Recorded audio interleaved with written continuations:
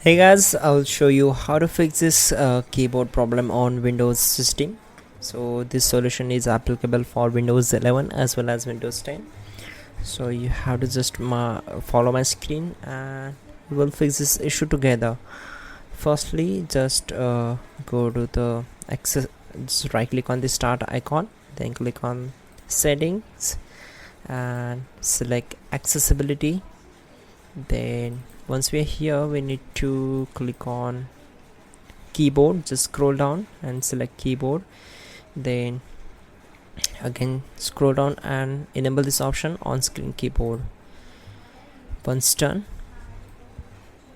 then just go to the search bar and type here device manager. Click here. Now we need to upgrade the keyboard driver, so expand this, right click here, select properties. Once we are here, go to the drivers tab, click on update drivers. Make sure you are connected with your internet connection, then click on search automatically for your drivers. Now the base drivers of your devices are already installed, so close this window.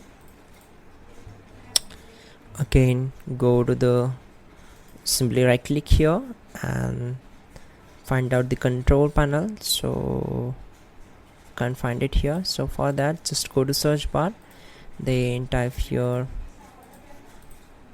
control panel and then click here to open it.